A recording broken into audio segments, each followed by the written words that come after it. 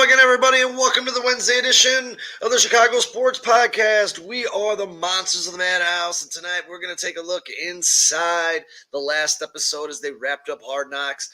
And Brian and I are going to sit by and give you our monster plays for week 1 of fantasy football, and the NFL is back. How you doing today, Brian? I'm doing well, man. How you been? Oh, dude, I'm living the dream, dude. I think I didn't sleep last night. And I think I'm just so excited about football. I can't sleep right now. I know, man. It's right around the corner. I love, that we don't have the Thursday game, but I love Thursday games. I'm looking forward to this one. I hate when Bears play Thursday, so I'm thanking God it's on Sunday. Yeah, right. But I'm looking forward to this good game here we got. Yeah, this is gonna be a nice one, man. I'm gonna sneak in a little bit later your prediction for this Bears game, and I'll throw mine out there. But before we get into Hard Knocks, let's pay some bills over to our friends at Bridges Scoreboard.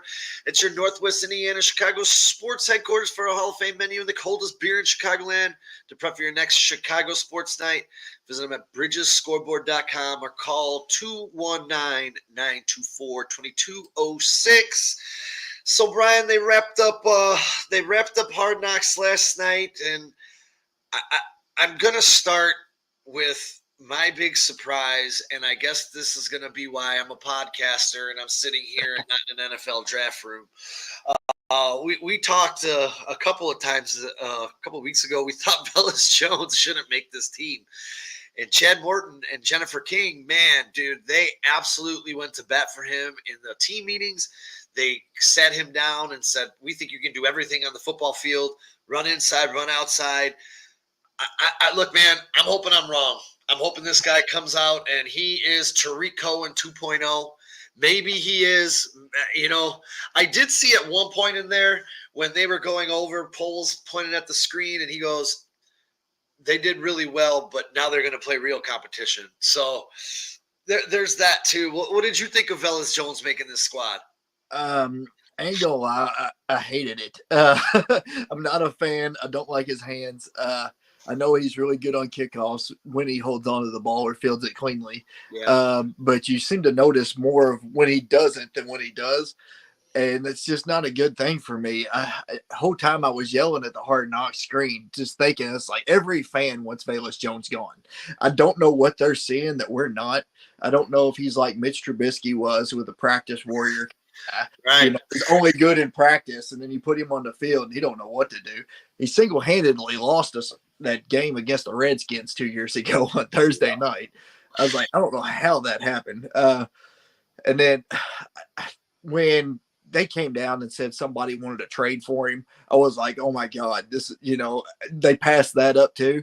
It was so mind-blowing that I just couldn't fathom it. I was like, why? I mean, just take him, 7th rounder. I don't care what you're paying, just take him, put anybody else back there. Absolutely. Hey, really quick, let's say what's up at Mass, Cliff Victoria. We got Bruce in the house, 4-Star Chicago Sports checking in. What's up, fellas? We're rocking out tonight. And a bit of breaking news off of the gridiron and on the diamond. The Cubs just threw their first combined no-hitter at Wrigley Field since 1972. Just a little breaking news. I got to give them a nice little clap because I am a diehard Cub fan, and unfortunately the season didn't work out the way I wanted it to, but I can say, hey, that's pretty good. So we'll go with that. And hey, good job, Cubs. Now they got the Yankees and the Dodgers back to back, and I'm not really looking forward to that. So back to the gridiron.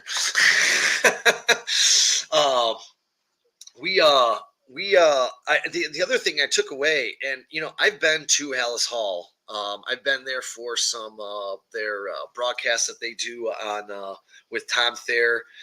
And I've walked around the place, and until this episode, I never even noticed those cylinders that are hanging from the ceiling that each one represented a winning season, a losing season, a championship season. I was sitting there like, holy crap, man. I've been in this building probably 15 times, and I've never noticed those before. I that was pretty cool. Yeah. The other biggest takeaway was the emotional end for me for Ryan Poles, man. Man. with the Adrian Colbert. Oh Yes. man, dude, it kind of just, before I get back to Colbert, every player that got cut, all they did, they basically were like, please bring me back here. We want to be back here. Right. And the one thing that I took away from Adrian Colbert, I mean, outside of Poles being very emotional, was the fact that Colbert said, I've been in 6 organizations. This coaching staff, this team, this management is different. And to me, that's music to my ears, because that guy's been around the block a little bit. What did you think about Adrian Colbert, that emotional situation?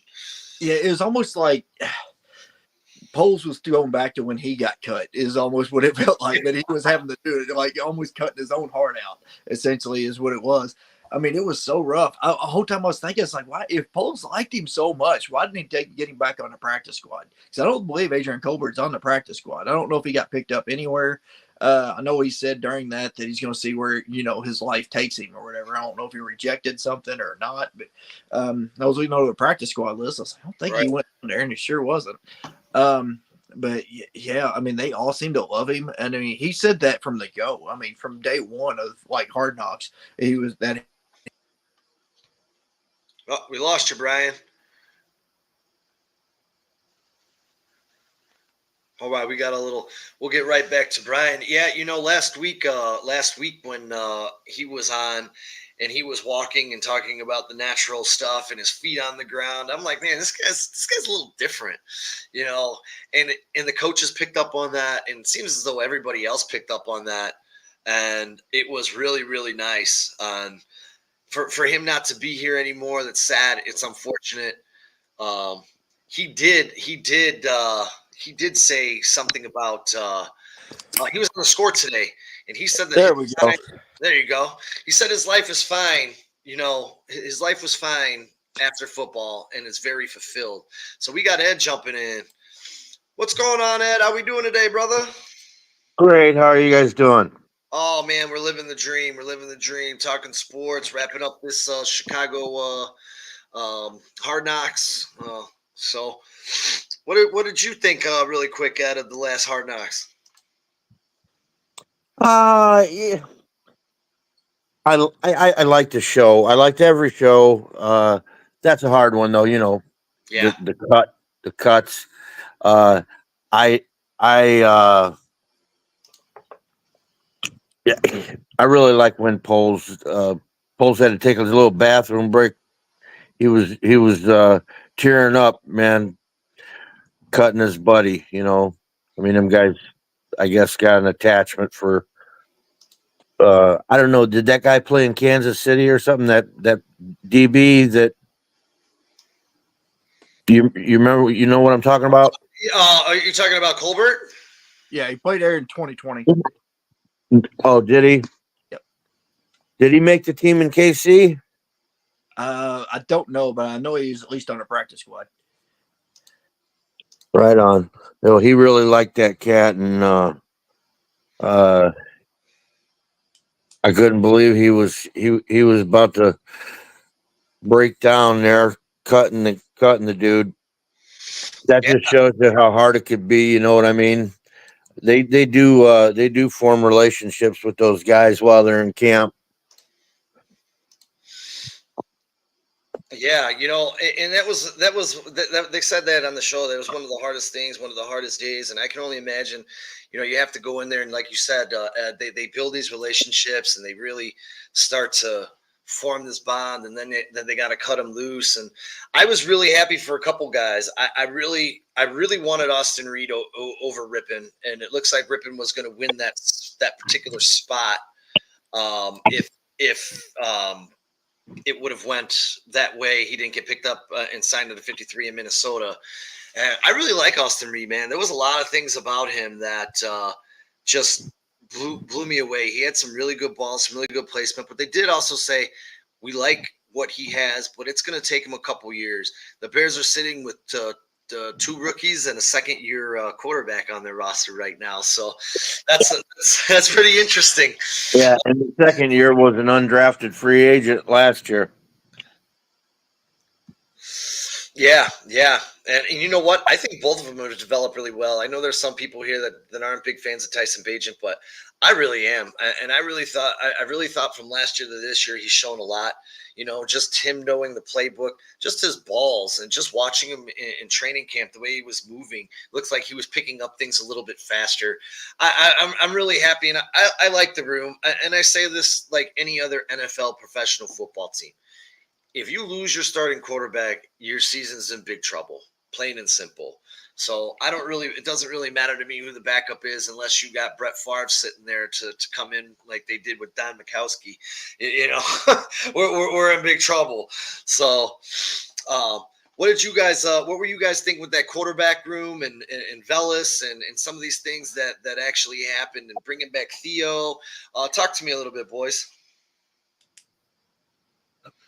Yeah, I mean, I like Tyson Bagent a lot. I think his knowledge surpassed his talent a little bit. I think he has to grow a little bit as far as that goes. I still can't get over a couple of them balls that he had, like deep balls or whatever, that just came up way short. Last year. That's still the image of each play that I have in my mind. But as far as like watching him on Hard Knocks, I mean that one scene play by play, he was breaking it down, shooting everything out that everybody was talking about. I mean that was impressive. I ain't gonna lie. I mean they probably all can do that. It's like I don't know, but it was just an extra notch on his belt. He's only second year guy. I mean that was, he was going through his progressions already, and that was at least kind of see. And I think he more than solidified himself as a backup or the number two. Yeah. I just hopefully we can hold on to him for a little bit longer when his contract runs out. I agree 100%. What do you think about this back quarterback situation, Ed? I agree. I like the quarterback room. And as you said earlier, we got two rookies and a second year. The second year is an undrafted free agent from last year. So we got two undrafted free agents and one first round pick. Well, first overall pick. So, um, yeah. All that said, I think we're solid there. I like Badgett a lot. I think he did great in the games that he started last year for Justin, and I love his quick release. The kid gets the ball out of there as fast as anybody.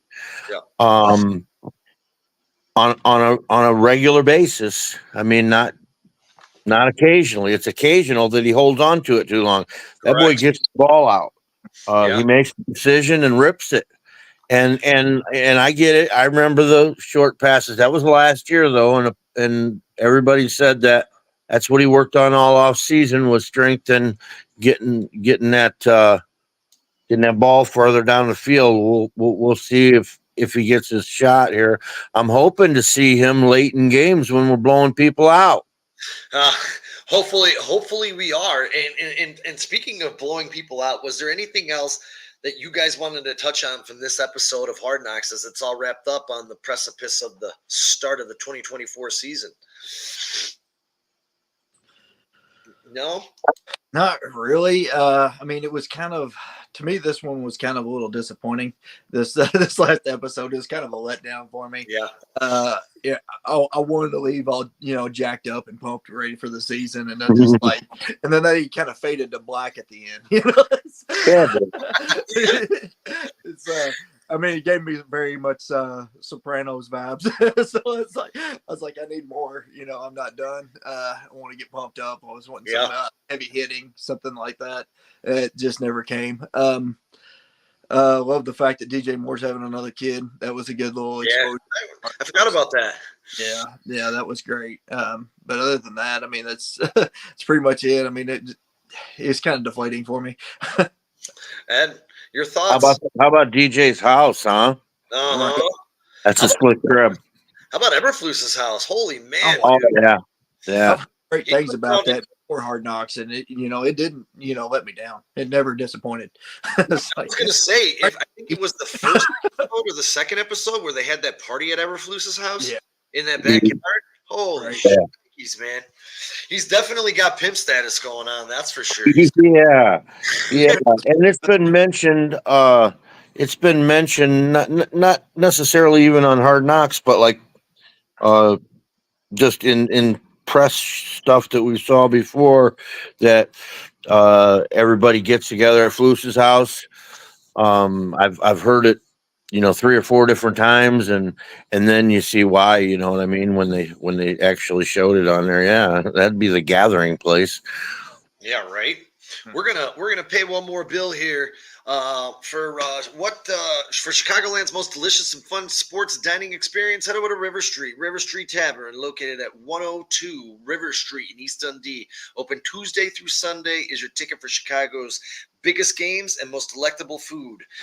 Come check out Kyle. He's there Tuesday, Thursday, Friday, Saturday. He will not be there for football season, but you can go see his lovely face. He loves to yak it up about sports. It's an awesome bar. I play darts out of there. I'm there quite often. Y'all go check it out over there, River Street. And as we move on here, before we get into some fantasy stuff, fantasy smashes, I want to ask you guys, because we just talked about this a little bit ago. We have the Bears' last 4 years, records 22-44. Last 20 years, the record for quarterbacks drafted in the first round to start their first game in the NFL is 0-14-1. Gentlemen, will the Chicago Bears and Caleb Williams break this trend in 72 hours on the lakefront? Ed, what are your thoughts? Absolutely, it's a win, man. There's no doubt in my mind. What final score you got? 127 zip. Bears. I love it. Is that with mini Ditkas? That's what Badgett play in the second half. That's a bet, right? I love it. What you got on it, Brian? What you thinking? I'm thinking more maybe 28-13 Bears. I definitely think he beats it. Honestly, I think within the first maybe 9 games through week 9, I believe, I think they go 7-2. They go 7-2. Yep. You know what? I'm right there. I had them at 7-3 through the first 10. Yep. I'm hard pressed to take them to beat Houston, but any game in the NFL is any given Sunday. And I have a feeling we're going to win a game that we didn't think we were supposed to win, and we're going to lose a game we're like, why did we lose that game? I don't know. It's the NFL, and that happens, right? Right. Yeah, the only two that don't have them beaten is Houston and the Rams. Houston, you have us losing to the Rams? Yeah. You have us losing to the Rams? That was one of the games I thought he said the refs. Oh, go ahead. Yeah. No, we don't play the Chiefs for a while. Yeah, I'm looking at the schedule behind me. I thought the other game that I was going to take the Bears out of as a victory was their trip over across the pond to London. And we sucked there. Yeah, I don't think the Bears have won in London yet. I know we lost to the Raiders our last trip out. Played Seattle. Was that the last one we went? Yeah, and this is like their home away from home for Jacksonville. And I don't know how it's not their home game. I mean, seriously. Yeah, right. Right. NFL's throwing a bone, man. Like, here, you can have it, even though it's technically their home. I mean, I'll tell you what. If they come out of these games 7-3, we get into the back half of this schedule, which is going to be incredibly tough. 2 against Detroit, 2 against Green Bay. We got San Francisco. We have Seattle. Thank God Seattle's actually here in Chicago. Really like that. We end up against the team up north. We got to play them on the 17th of November. I really like. At first, I wasn't I was like, man, I want these division games split up a little bit. Now I kind of like it because Caleb Williams gets those 10 games against some not the greatest talent in the world as far as defenses like New England and Washington and Arizona. You know, he gets to get that experience and then go into these division games. And hey, man, we dominated Detroit for 7 quarters last year. We're a better team. Yep. Let's go get it. Let's go get it, man. I could not agree more. I like the tune-up games early, so I love that. Absolutely. For the same reason that I love Green Bay's playing Philly. Green Bay has to face Vic Fangio week 1 in a foreign country. They're going to get destroyed by Philadelphia on Friday. That is going to be great. I don't want Caleb Williams to get that humbling that early on week 1. And I thank God we got Tennessee because I think we're going to rout them pretty hard. Yeah. All right. Hey, Cliff Victoria, give us a nice shout out here. The Bears are 1-1 in London games. So I don't remember who they beat. If anyone has that in there, Oh, who was it? I thought they lost them both myself. Yeah, I thought they lost them both too.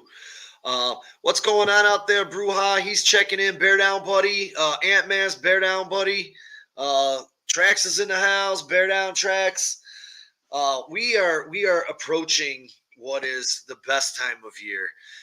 So I threw down last week in 5 bets. I went live, threw down 5 bets, went 5 for 5 in college football.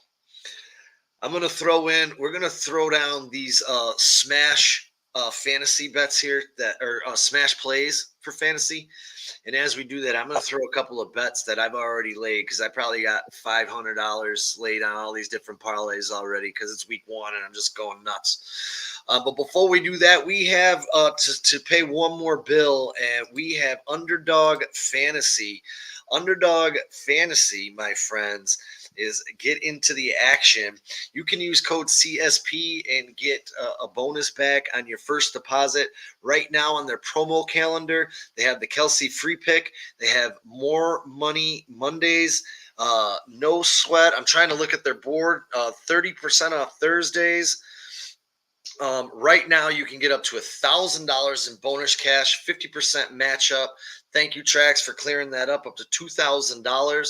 So, hey, man, get on that. Take care of that. Get on to Underdog Fantasy. I have 3 teams locked and loaded, and I'll probably be playing some head-to-head matchups as I think I got like $125 left in there. So I'll be playing some head-to-head matchups. Get in. Check them out. They're a lot of fun. I had a lot of fun drafting. If you want to draft a team before tomorrow, I did 3 16-round drafts.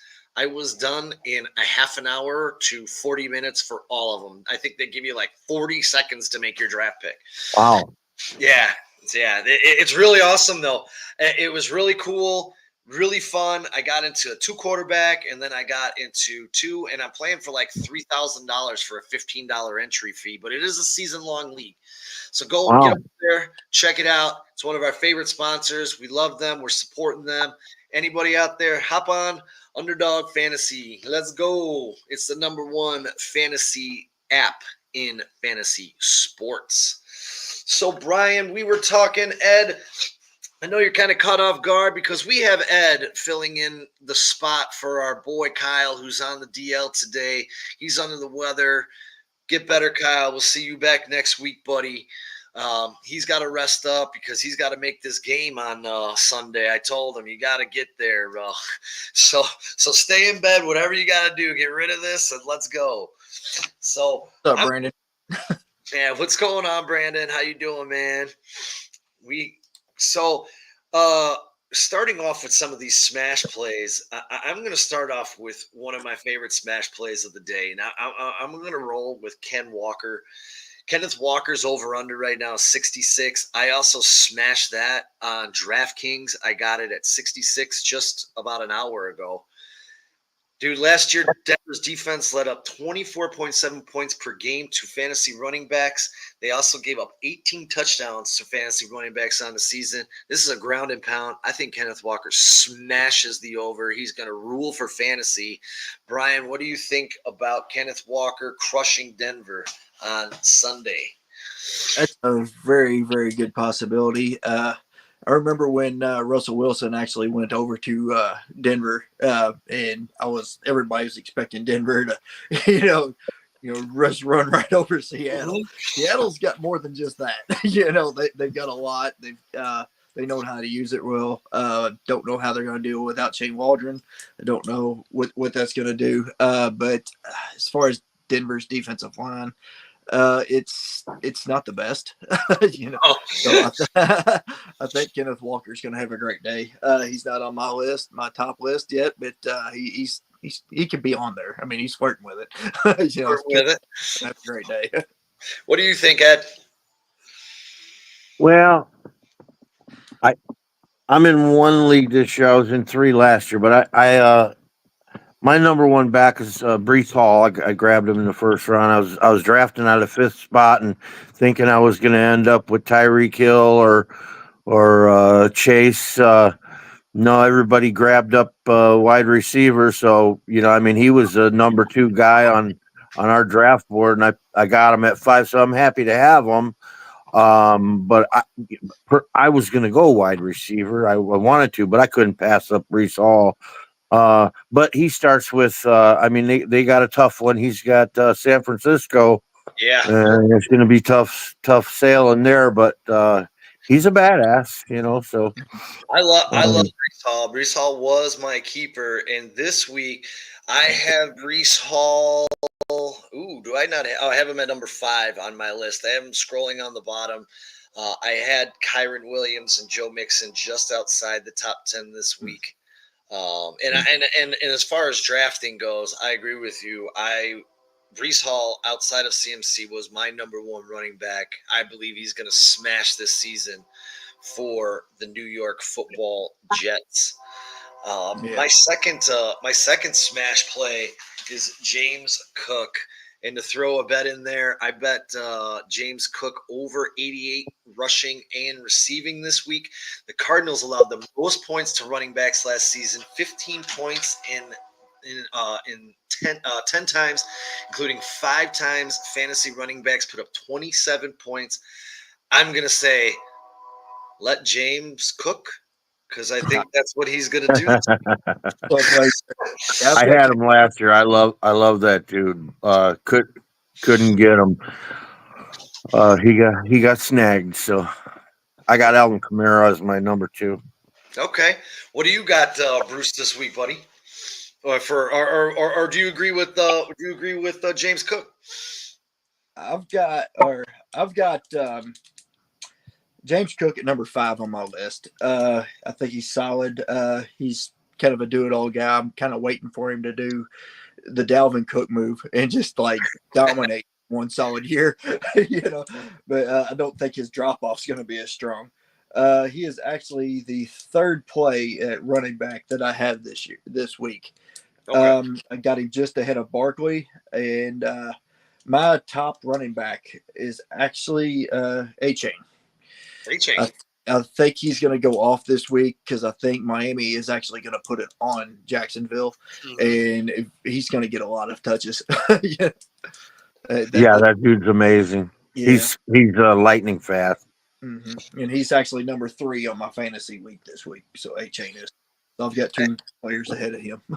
And I have A-Chain at 7, and he's on my list. A-Chain faces Jacksonville, who allowed the most receptions to running backs in 2023. And I'll tell you this: if that boy gets loose, you're not catching him, man. That dude is gone. He is fast. He's electric. I love Devin A-Chain as well. What's another one you got for us, Brian? I've got let's fill that in because I've got 3, 4, and 5 and 6 on my list are all running backs. I'm gonna clear them off here. I got A-Chain at 3. I got Henry at number 4. Yeah, James Cook at 5, and Saquon Barkley at 6. I really think Henry's going to have a big day. That kind of I goes think he's along. going to have a big year. Yeah. It kind of goes along with my number 1 pick too. My number 1 pick is a quarterback, Lamar Jackson. I don't think Baltimore is going to beat Kansas City. I think they're going to crush them. I think it's going to be a 20 victory, and I think they're going to beat the brakes off of Kansas City tomorrow. I think they've had enough of all offseason hearing about that playoff game that they were just going to beat them up with the run. Now that they've got Derrick Henry, they've got Lamar. Who's going to take off with it? It's going to be one of those two. Stop them both. You can't. They're just going to beat them to death. This is not playoff Lamar. This is regular season Lamar. They're going to destroy Kansas. There's a big difference. Yes, it is. You want to know what's funny is we were just talking about this, and Kansas City dropped their home opener on Thursday last year to Detroit in a tight ball game. But you're calling for they're going to stomp a mud hole and walk it dry, huh? Yeah, I think they win by 20. Oh wow! Okay. Yeah. Now, what do you think of that, Ed? I don't think it's going to go down like that. Not that it's not possible. Baltimore's an awesome team. Their um, roster is stacked.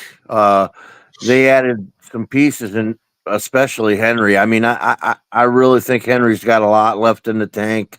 That dude is Yeah. he's in a he's a different kind of running back. He's just a Yeah. big. Oh man, I I, I think he's going to really flourish in Baltimore in their system. I think it's perfect for him, and I think they're going to use him. If he stays healthy, man, Baltimore's going to be hard to beat. Yeah, I agree with that, man. He's going to open up those lanes.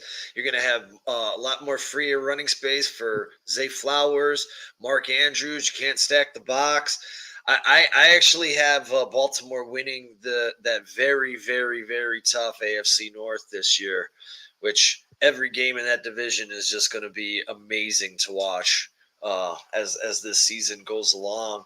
Do you have any, Brian, any super, like, say, maybe someone that people aren't thinking about that might be a guy as a smash play that you want to throw out there?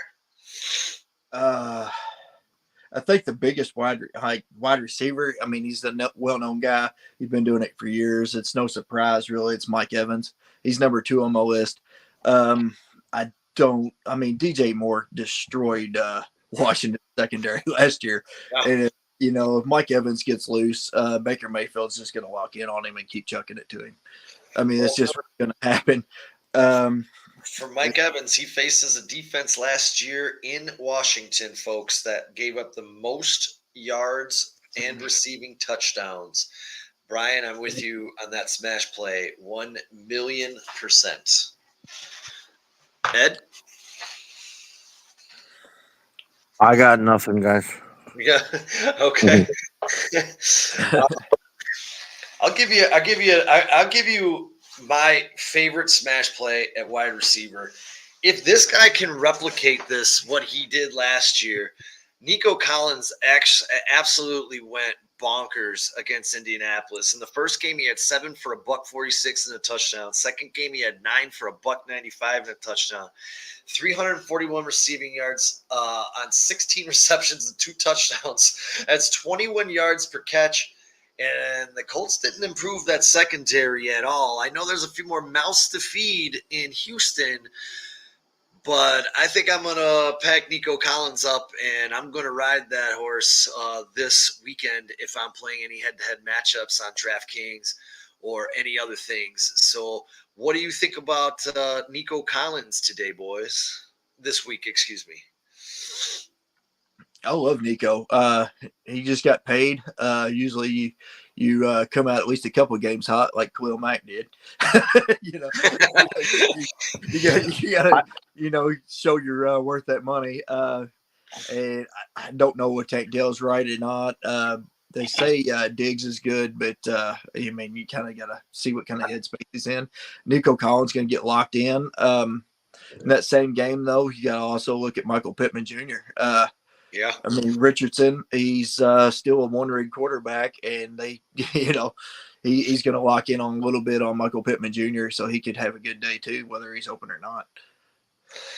We have Cliff Victoria. He took Drake London, Waddle, Rasheed in the flex, and a bunch of high upside with wide receivers, quarterbacks, Hollywood, or with wide receivers with great quarterbacks, Hollywood, Keon, Shakur, and Tyler Lockett. I love Drake London. I love Jalen Waddle. I smashed Jalen Waddle's over 61 receiving yards this week.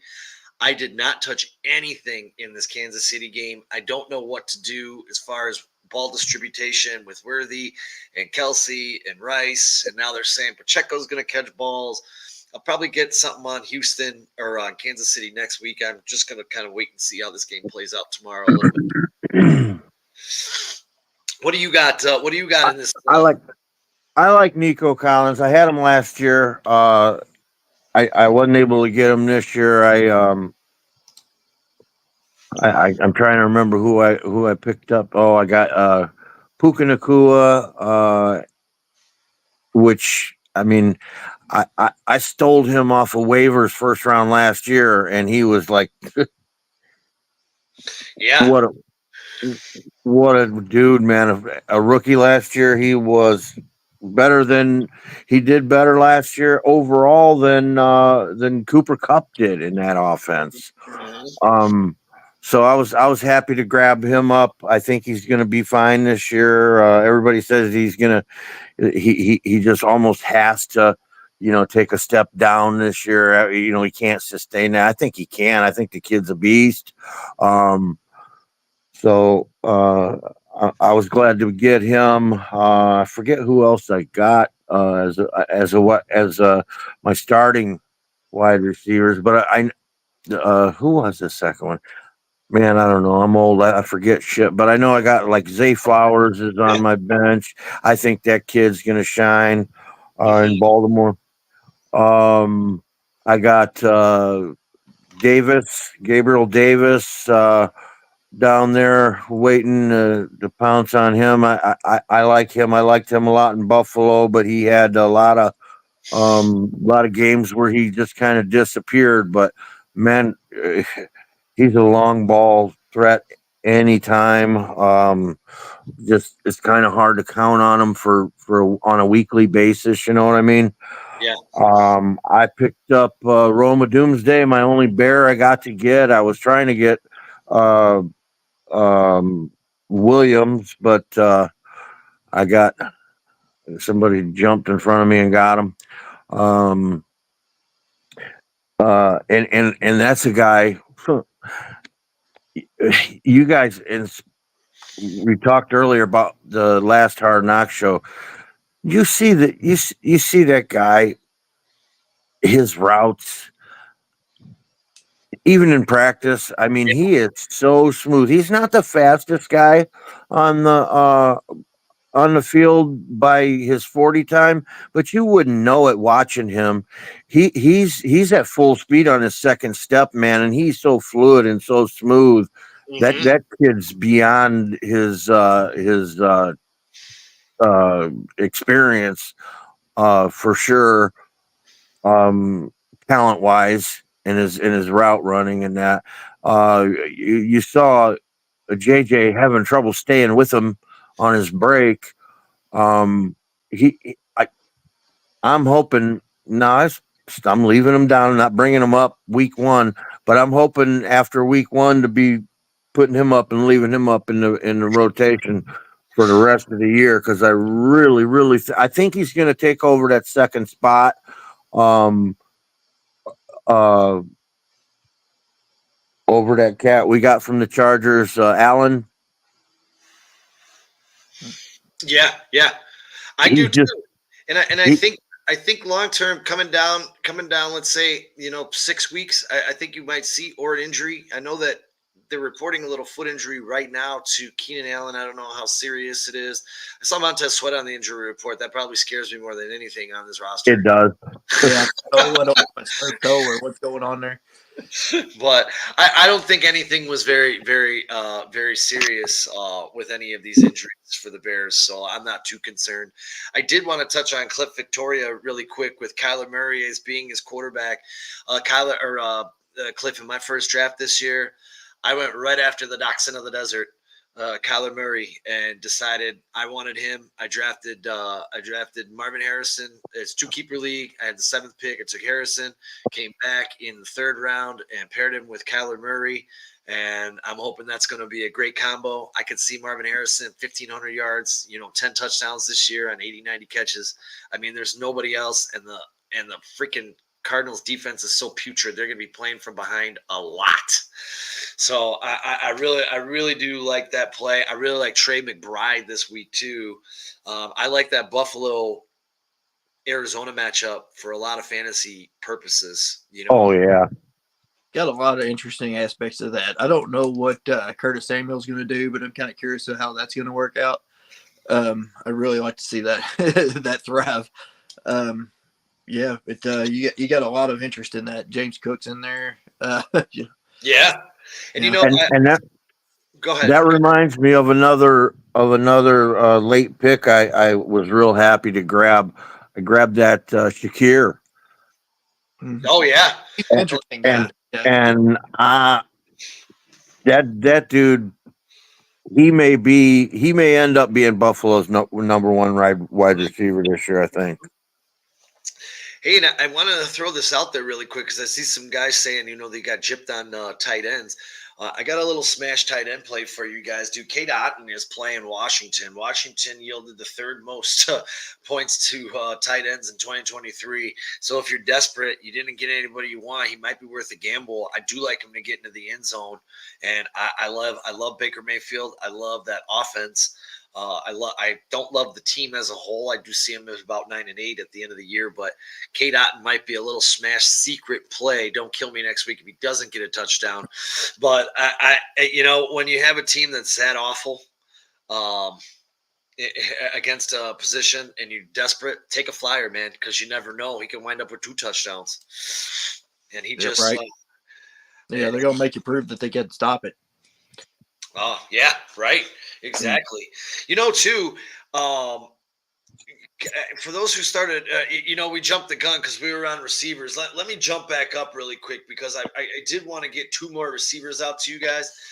My boy, unfortunately, I was trying not to say that, but he is my boy because I really do like Amon-Ra St. Brown, even though he's a Detroit Lion.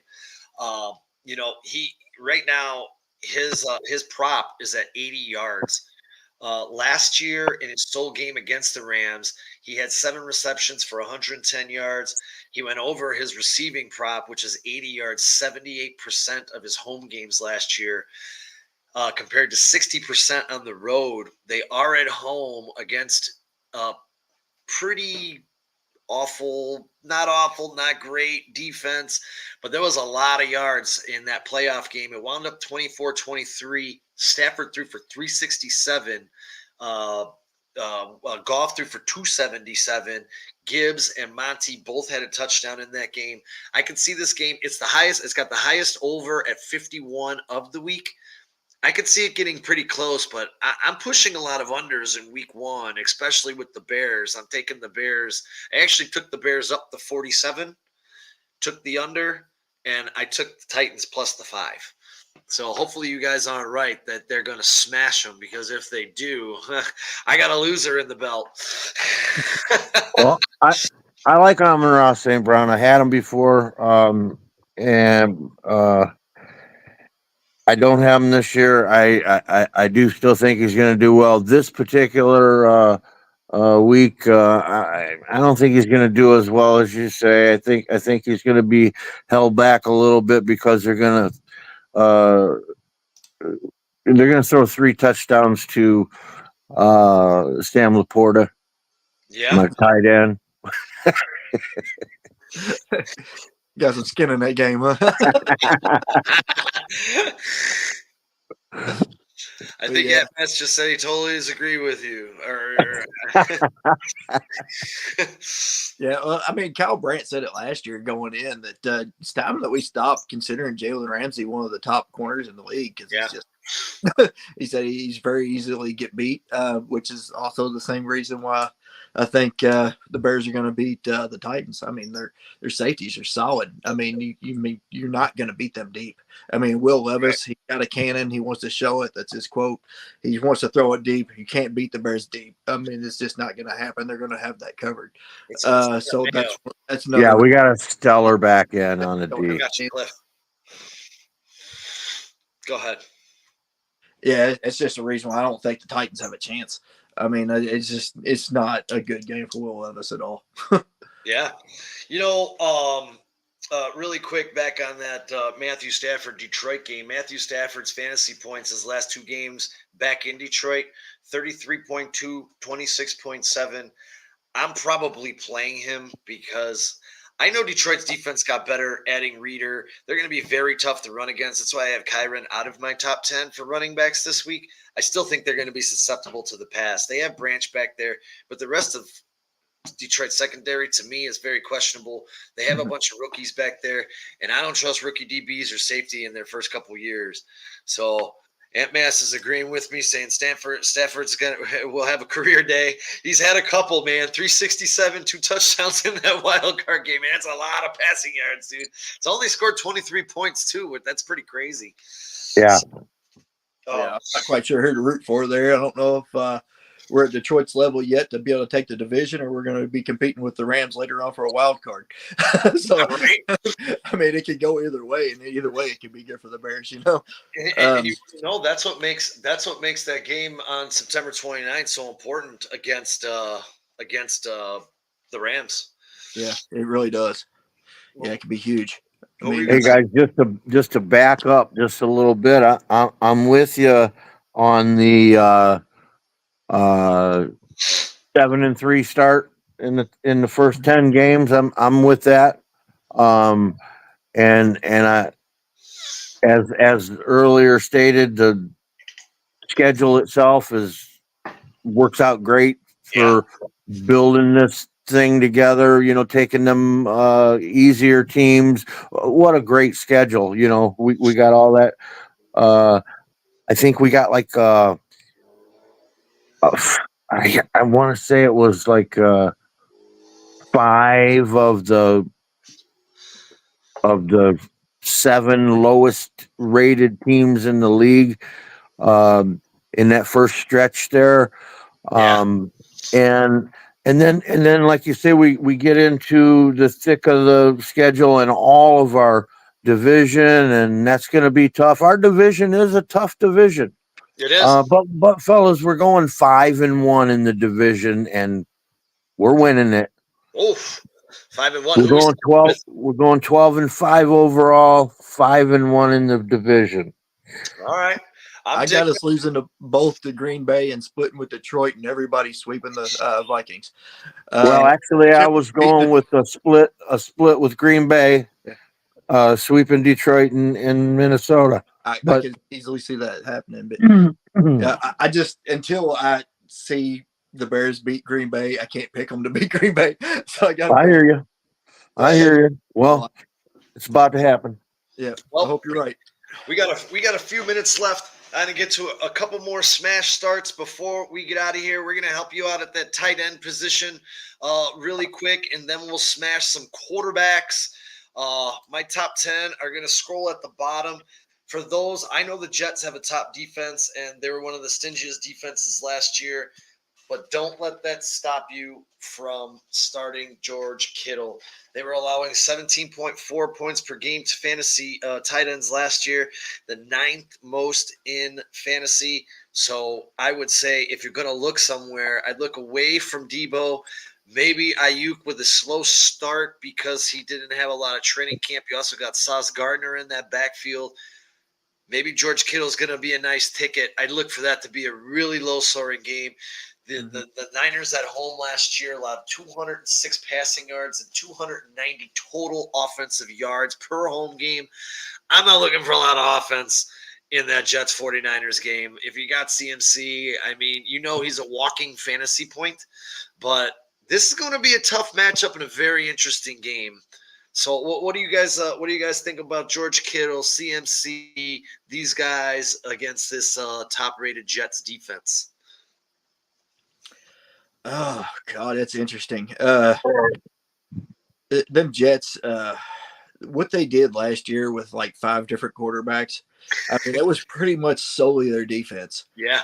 So I think you're right as far as it being an extremely low-scoring game. I really don't know how to pick it. Aaron Rodgers himself has not had good luck against the 49ers because they always beat Green Bay. Thank God for the 49ers, But George Kittle is probably the one guy that could have a sneaky game, honestly. CMC, that's he's not on my top plays this week because of that. The defensive line of the Jets is stout. I'm not even playing the 49ers defense. I have them in my dynasty or my fantasy league. I'm not playing them. I'm actually playing the Bears. I picked them up late because my wife took Cole Kmet from me, so I had to pick them. Yeah. So, yeah, I'm playing the Bears defense against Tennessee. I'm not touching that game at all. I mean, I've got Aaron Rodgers on my dynasty league, and he's not playing either. So, I mean, that could go either way. That could get ugly. As far as just watching it, I mean, that could easily be a 9-6 game. Yep. Cliff, I agree with you 100%. He says in week 1, player studs unless you have a really good reason not to. Ant Mass, I don't believe that the Reddick situation has been resolved as of yet. I believe after Trent Williams signed, they said he was still the lone player holding out. So I don't know if he's going to be available for this game in San Francisco coming up this weekend. Mike Greenberg said months ago that Reddick will be there week 1. He wholeheartedly believed that. He would bet something, extremely ridiculous, but that was one of his plays that he would die on that horse, saying that Reddick was actually going to be in the Jets uniform week 1. Yeah. So I mean, I don't know if he has more information than the rest of us. Being a Jets fan, being in New York, I have no idea, but he said he will be there. So I don't know. Go ahead, Ed. I agree with you guys. Definitely about the Jets defense. They're stellar. But I would, and I don't have them, but I would definitely play Kittle. Still, if I had them, I'd play them every week, regardless to who they were playing. It wouldn't matter. Same with McCaffrey. I mean, I haven't seen anybody stop him yet. They'll find a way to get him the ball in space if they have to or whatever. He'll score his fantasy points, man. He just does. Right. What I'm excited about seeing is Leonard Floyd taking Rodgers out again. He took him out last year when he was with Buffalo, and now he's with San Fran, and they're playing him the first game of the season. You're gonna take him out again. You want to know, John here? He has Purdy and Debo. I'm going to kind of throw this around. Herbert and McLaren on his bench. I'm going to be honest. I love Terry McLaren this week. I do. But it goes back to what Cliff said just a little bit ago. Start your studs in week 1 unless you have a reason not to. Debo and Terry McLaren is a very tough choice. I personally myself like Terry McLaren more than Debo. But I don't know that I can ever bench Debo because you never know when that dude's right off. Right. So I'm going to stick with Cliff on this one. Start your studs. What do you guys think about Purdy, Debo, Herbert, McLaren? I agree. I like Debo McLaurin. Herbert, I don't get it. I'll elaborate that a little bit more later. Sure. Purdy always seems to get his, unless he's playing Baltimore, then he throws 4 picks. But Herbert, this has been bugging me for quite some time. I don't understand what people are seeing here, but I've seen a couple people on Good Morning Football or whatever and take the Chargers to make the playoffs. I don't know how they lose all their good players and somehow get better. They chose 5th in the draft, lost their 2 starting wide receivers, and lost their starting running back, and somehow Jim Harbaugh is going to get them to the playoffs. That's just not going to happen. I don't understand the Herbert love. I would not have drafted him in the 14th round this year because I just don't see who he's throwing to. Yep. Yeah, I'm not big on Herbert either. Yeah. I agree with Clip. I think the Chargers are going to ground and pound. They have Kamini Vidal there, and he might be the best back in that backfield. J.K. Dobbins, Gus Edwards, they're going to ground and pound. And just today, Jim Harbaugh, what is this guy?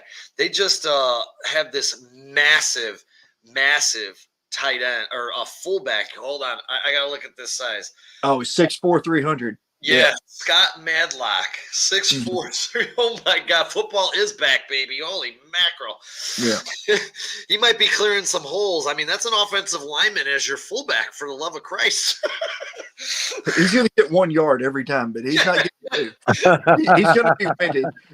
He's an offensive lineman. He's trained to stay within 1 yard of the line of scrimmage, right? but you ain't stopping him. It's like that one quarterback, Jared Lorenzen. They put him in the Giants 4th and 1 when he, filling in for Eli Manning. He got it every time. That was before the tush push. The guy was huge. He's 275 pounds coming at you. Maybe they're going to practice the tush push with the 6'4", 300-pound fullback. Right. But that also takes Gus Edwards off the field because that's the only thing he's good at. You have Gus Edwards on your fantasy team. He's somehow going to have freaking 3 touchdowns for like 2 yards. I don't know how he does it. He doesn't get any yards all day, and then all of a sudden ends up 16 points. It's I don't get it. But that's Gus. I got Gus, but I'm not playing him this week. I'm going to see how it goes. Yeah, I mean, I've got him in my keeper league, but I don't have him in the other one. So we have Trax checked in over here. He sent me some of his picks. He did 8 picks, $10 to win $840. He had Harrison over 42.5 total yards. I like that. He's got Mark Andrews lower than 4.5 receptions. Ooh, I don't know about that one myself. Barkley over a half a rush and receiving touchdown. Weren't you pretty big on Barkley, Brian? Yeah, I love Barkley. I think he's going to go bonkers. So I think that was a good pick. He's definitely getting a touchdown. He's got Derrick Henry over half a rush and a receiving touchdown. Ooh, I like the rushing touchdown better than the receiving touchdown, but you never know. Yeah. It's one or the other, right? Or is it one or the other or both? I think it's together. It's higher than a half a rush and 1 receiving touchdown. Oh, okay. So, and he also put in higher or lower. Let's see. Let's do his higher and lower that he just sent me. He bet on Travis Kelce over one receiving touchdown. I don't like it. I think Kelsey's starting to show his lack of interest in football. Like he's got other priorities. I think it's going to be the Rashee Rice show, honestly. All right. Pat Mahomes. Yeah, that's basically saying he's getting at least 2 touchdowns. Right? I mean, more than one. That he has to have at least 2 touchdowns, right? It's over a half, so he only has to have 1. It's over a half a touchdown. Over a half. Yeah, point.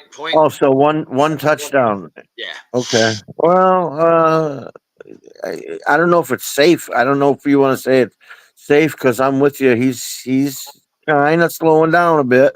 But I would bet it. I'd bet it. 1 touchdown.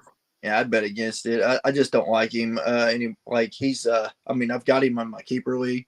I thought for sure it was an extra 20 points every week, but he's got that Russell Wilson disease right now where he wants to be more of a celebrity than a football player. It's not going to go well for him, just like it didn't go well for Russell Wilson. I will tell you, though, I like the rest of them. I like Zay Flowers over 52, Derrick Henry over 67 rushing. I like Xavier Worthy over 46.5 rushing yards. I think he might get over the top at some point. And Patrick Mahomes over 265 passing. Any of those you guys like or dislike? I kind of like them all, actually. I like them all. I love the Mahomes. I like them all. Because, like I said, I think they're going to lose by 20, so he's going to be throwing a lot. Yeah. Guys, let's before we put a bow on this thing, let's hit a couple of quarterbacks. And I put Josh Allen as my number 1 quarterback, and pretty much absolutely always. I got all this right up here, and the only thing I said because he's awesome and Arizona is not. Josh Allen's one of my top 5 players in the league. I was able to draft him for the first time in 2 years this year, and I'm very happy that I got him. So I think he's going to smash in week 1, man. He's by far my number 1 quarterback. I followed it up with Matthew Stafford And just based on what I talked about earlier, I like Baker as a sneaky pick this year. I mean, Washington gave up 19 touchdowns last year, and quarterbacks averaged 20 points a game against them. And then I got Tua. I got Tua having a big game in South Florida, man. I mean, the Jaguars, they allowed 22.3 points per game last year, and they were at the bottom of passing defense. So they didn't really do much to rectify that in the offseason. So those are kind of some of the guys I like in my quarterback position. What are you guys' smash plays this week for your quarterbacks? He said, I'm leading it with Lamar. Josh Allen is the model of consistency when it comes to fantasy football. So he would definitely be number 2, and I love Tua at number 3. Tua is, like I said, I think he's going to go off, and they're going to beat Jacksonville pretty badly as well. So A-Chain's going to get a lot of carries. So that's why I moved him up. I could have easily put Tua on there as well. Like Tua is another guy that just got paid, and he's got to prove it. Yeah. I do like John's pick of Geno Smith, man, because I have DK and my wide receivers at number 10. And I'm going to be honest, I don't think I have a fantasy team that doesn't have JSN on it. I drafted him in every league. Honestly, I think he came into the league more talented than Garrett Wilson. I think last year his injuries slowed him down. Ben Grubb is a phenomenal wizard from Washington, and he loves to get the slot receivers going. And Denver's defense just sucks. I mean, they're just awful. So yeah. I refuse to get on that Geno Smith train. I know it's 3 years in, but I should have been on it by now. He would have been the Bears' all-time leading passer by now. But it's still Geno Smith. I mean, who starts their career at 34 or whatever it is? It's like I was like, I just don't believe that it's true. I believe that eventually he's going to wake up. I mean, it might bite me, but I mean, I just can't buy into him. I hope he proves me wrong. He seems like a good dude. but I love your JSN pick. I mean, he's awesome. He's going to explode. Tyler Lockett is, starting to fade out a little bit. But yeah, Geno Smith, I just can't buy into him yet. I don't know. Maybe year 5 of doing this, I might get on that. The thing that people forget about Geno Smith was Dave Canellis was actually there originally. It was Canellis and Waldron, and Waldron just kind of, kept it going. And then Canellis went over to Mayfield and turned Mayfield, and Mayfield had his career year. And now Dave Canellis has Bryce Young. So watch out for Bryce Young. I actually picked him up as my backup quarterback. He's backing up. Who's my starter? Oh, I got he's Kyler Murray's backup for me. The Dachshund of the Desert, Kyler Murray. Go off on a little tangent here though about Geno Smith. Remember when they fired Ben McAdoo in New York Giants for on Eli Manning's streak for benching him for Geno Smith, and now it looks like it would have played off. Yeah, right. That guy was way above his time. He was like Tupac. So I'm with you. On Allen being number 1 fantasy quarterback. I think. Well, this is my 4th year in my fantasy league. My first 3 years, all 3 finished in the playoffs. Won it last year. 2 of those 3 years, I had Josh Allen as my quarterback. I had a plan in place. This year, I was going to go with 2 quarterbacks, and I thought I had it figured out where I would get them, jump them just a little bit early than where they were supposed to go, and I was going to have Josh Allen and Caleb Williams as my backup, and I didn't get either one of them. I got jumped on both of them by the same kid, my buddy's kid. And so I ended up, just how the draft worked out, I only have 1 quarterback, and I got my fingers crossed. I got Daniels, Jaden Daniels. and I'm hoping that he uses them legs and runs some in, and ends up being a stellar fantasy quarterback. Um, and of course, you know how it is. You could shuffle them as the season goes on. There's plenty available, and somebody's always shining. Uh, like last year when I finally won the league, week one I stole Kyrie Williams and Puka Nakua off Oh, the waivers. Both of them were still out there, and I week one, uh, I'm like, yeah, I'm grabbing both of these guys, and um, uh, we got like a bank, $1,000 in the bank. You got to buy your guys off the waiver wire, and I stole them. I forget what it was, but I stole them for practically nothing. They just let them go, I guess. And man, they were starting for me all year last year, and really held me up. well, gentlemen, I think we got enough smash plays. I'm gonna do something that I don't normally do. I'm gonna throw one defense out there. If no one's really paying attention, and you need a streaming defense. Take a look at Cincinnati versus New England.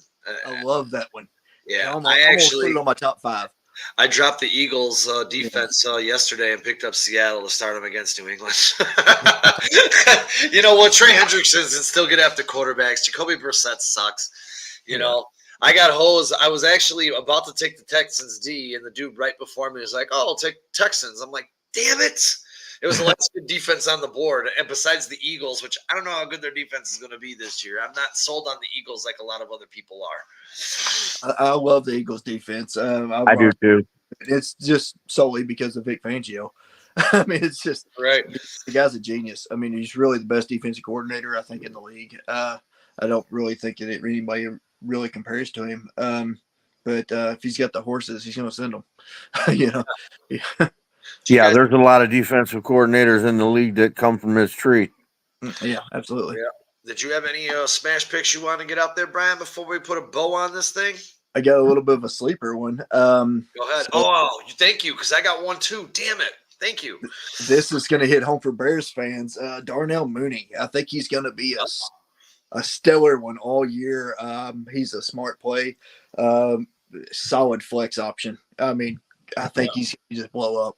I mean, for Kirk Cousins to come out and say, "Hey, go get this guy," to the Atlanta Falcons, that says a lot. I mean, the quarterback already endorsed him before he even played with him. So, I mean, Darnell Mooney, I think is going to have a really big year. My sleeper for week one is playing against the Vikings. And his name, and I'm not a big proponent of this. This year's a little bit different. Ladies and gentlemen, Mr. Malik Neighbors. This guy's a superstar. There's nothing he can't do. The Vikings defense last year gave up 17 touchdowns and the fourth most fantasy points to fantasy wide receivers. And if Brian Dable has a brain in his body, he's just going to get the ball into Malik Neighbors' hands and let this dude cook. I actually pounded I took him yesterday at plus 155 anytime touchdown score. I think he's gonna. If they get him the ball and they get him enough touches, I think he's gonna absolutely torch Minnesota. Yeah, I couldn't agree more. Love Malik Neighbors. Bought into that as well.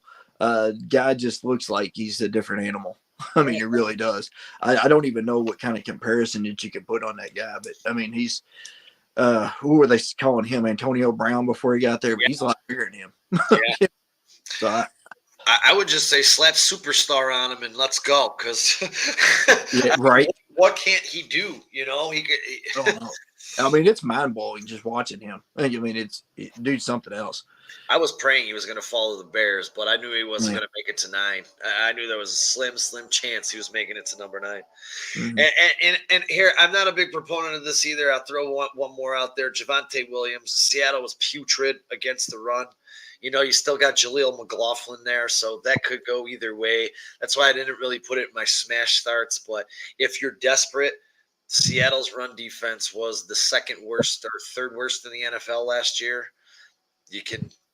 You probably have someone safer on your bench to see how that whole thing plays out. But anything else you guys want to wrap up before we get out of here? We got the Bears. We all have the Bears winning.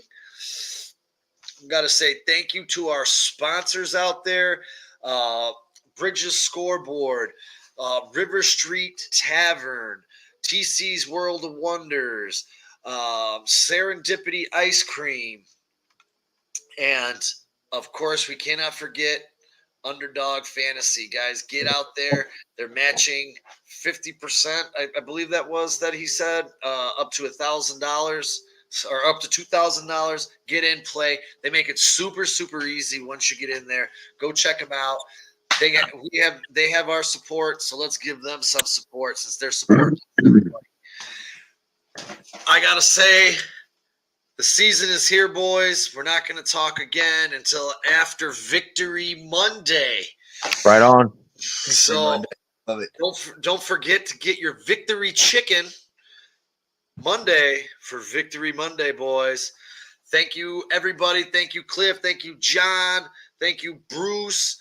Thank you, Ant Mass. Thank you, Trax, for checking in, hanging out with us. Thanks to everybody out there.